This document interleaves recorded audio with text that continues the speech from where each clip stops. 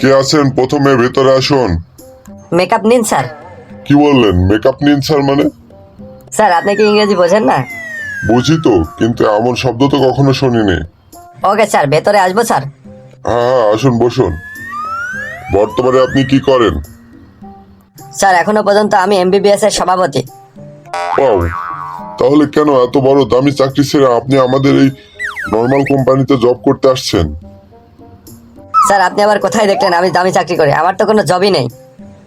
ওই যে আপনি না একটু আগে বললেন আপনি না এমবিবিএস এর সভাপতি। ও স্যার, এই এমবিবিএস সেই এমবিবিএস না স্যার, এটা হচ্ছে মা বাবার বেকার ছেলে, তাদের সভাপতি। ও আচ্ছা, ঠিক আছে। আচ্ছা বলুন তো, আপনার পূর্বে কোনো অভিজ্ঞতা আছে কিনা? হ্যাঁ স্যার আছে।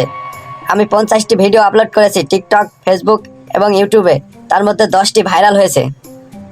আমি আপনাকে সেই অভিজ্ঞতার কথা জিজ্ঞেস করিনি।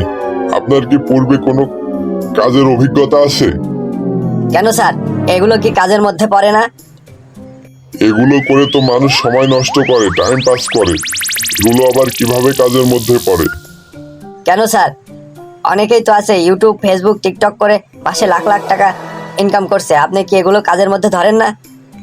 ও আচ্ছা, ঠিক আছে। তাহলে আপনি তো এগুলো থেকে লাখ লাখ টাকা ইনকাম করতে পারতেন, তাহলে কেন আমাদের কোম্পানিতে চাকরির জন্য ইন্টারভিউ দিতে এসেছেন? স্যার এগুলো চাকরির পাশাপাশি করা যাবে, তাই আমার চাকরিটা খুব দরকার। আচ্ছা, আপনাকে যদি আমাদের কোম্পানিতে চাকরি দেওয়া হয় তাহলে আপনি আমাদের কোম্পানির জন্য কি করতে পারবেন? স্যার আমি ভাইরাল আইডিয়া দিতে পারি, যেহেতু আমি 50টা ভিডিও আপলোড করেছি তার মধ্যে 10টি ভাইরাল হয়েছে, তাই আমার ভাইরাল আইডিয়া সম্পর্কে অনেক ধারণা আছে। তাছাড়া অফিসের বস যদি রাগারাগি করে, কিভাবে হাসি ঠাট্টা করে বসের মন গলানো যায়, আমার কাজ সেটাও। ও বাহ, মিস্টার কেলু, খুব ভালো বলেছেন।